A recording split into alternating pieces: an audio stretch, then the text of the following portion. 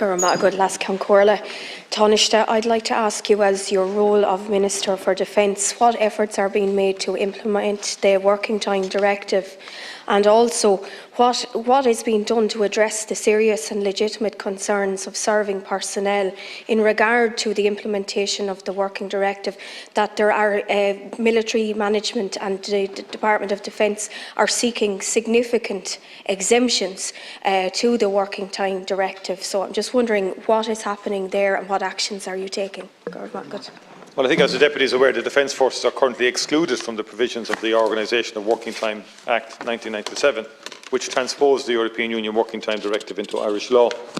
I want to assure you again that the Government remains fully committed to ensuring that the provisions of the Working Time Directive are applied, where appropriate, to the Defence Forces. This is in line with the Government commitment to remove the blanket exemption in the Organisation of Working Time Act 1997 for both the Defence Forces and An Garda Síochána. Responsibility for preparing the legislative framework required to bring the Defence Forces within the scope of the Act lies with the Department of Enterprise, Trade and Employment, and my officials are continuing to engage actively with that department on this matter. I wish to emphasise that it is not the case that civil military management are seeking significant exemptions to the implementation of the directive.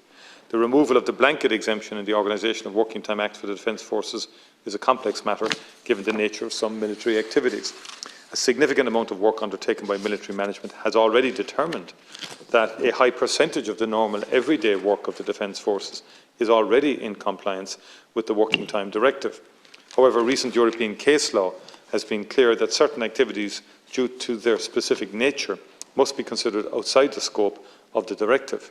The provisions of this ruling have duly informed the proposed management position, which has as its guiding principle the fundamental requirement to ensure that appropriate rights and protections with regard to health and safety are afforded to serving members, while also ensuring that the Defence Forces can continue to fulfil their essential state functions.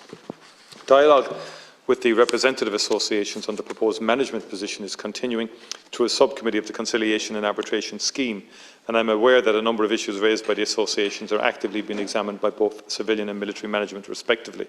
It would therefore be, at this stage, it's not opportune for me to comment while this engagement continues.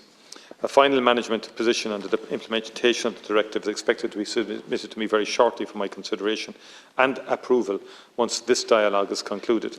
Thereafter, my department will be engaging formally with the Department of Enterprise, Trade and Employment, who will take forward the appropriate legislative framework.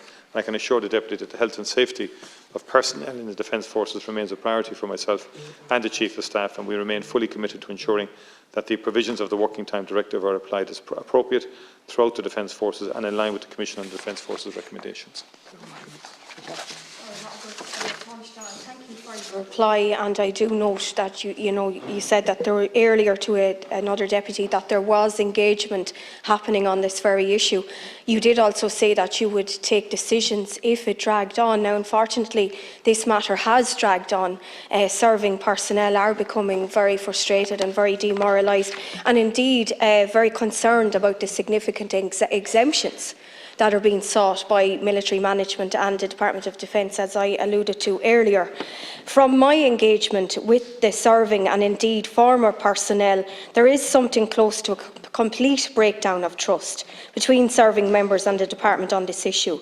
And I'm sure, as you are aware, only recently RACO, the Representative Association of Commissioned Officers, cautioned you that while it was absolutely right to admit there were no quick fixes to the current problems, they have also said that for years the Department of Defence has ignored irrefutable evidence of a decline that has become ingrained within the organisation and that has avoided implementing the Working Time Directive.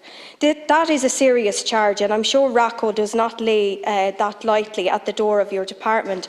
Of course, the Defence Forces are unique, and the need for exemptions is reasonable in some instances, but not all. But it is reasonable that they have clear assurances. Taoiseach, you did say you would take action if it dragged on. What actions are you going to take, or what decisions are you going to take? Are you going to put in a time frame? Because we need a time frame here. Fair to all concerned, Deputy, that it has to be acknowledged that certainly over the last 2.5 years there have been improvements in pay and conditions and various allowances, and that progress will continue. Having unrelenting negativity articulated all of the time by Defence Forces isn't in my view, appropriate either, or appropriate is the wrong word, but I think isn't optimal either, put it that way. Certainly, there can be room for improvement, but there comes a time when we have to affirm and promote the positive dimension of a career in the Defence Forces, as Deputy Fitzpatrick referenced earlier. And in terms of the Working Time Directive, my officials, I spoke yesterday about this, we had a meeting on it internally. There are discussions underway within the subcommittee of the Conciliation Arbitration Scheme, and within a reasonable time frame, those will be concluded. A position will be put to me and I will bring it to government, because I'm determined to implement the Working Time Directive in respect of the Defence Forces.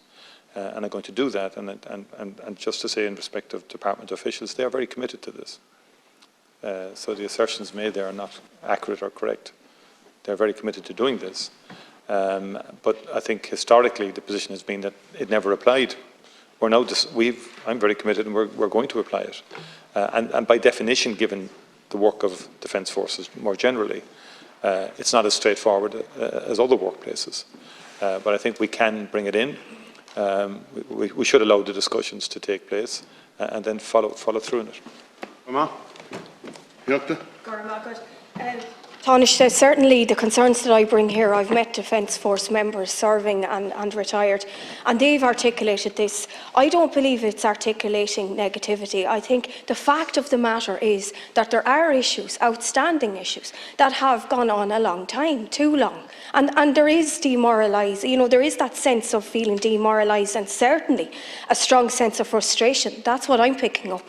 These matters have to be addressed, certainly in order to promote our Defence Forces more, which it should be, and in order to make it more positive. I think these issues need to be addressed because they are affecting retention of military personnel as well. I mean, it is demoralising for them. We have to admit that there is a problem here. And simply, I'm here to represent those people that have told me there's problems in the constituency and to try and get resolutions. But what I really want, in order to be constructive, is you did say earlier to another deputy that you would take action if the process dragged on. And what I really want clarity on is, when you said you'd take decisions or take action, do you mean you will implement a time frame to try and bring this to a resolution so that we can increase morale within our Defence Forces and get this resolved? Yes, I do, and we have a time frame within the department. And it's being discussed at the moment in the scheme, and we can't discuss it across the floor of the House. If the representative organisations are in discussion and Tony's have been taken, I mean, it's a legitimate point that I'm making, that we should facilitate and allow that to happen. But I'm not going to allow it to drag on interminably. And I will take action then in respect of bringing a proposal to government. And then it has to be legislated for. And the legislating department is Enterprise, Trade and Employment. That was the point I was making. I think there are broader issues as well that relate to recruitment and retention that we'll have to deal with.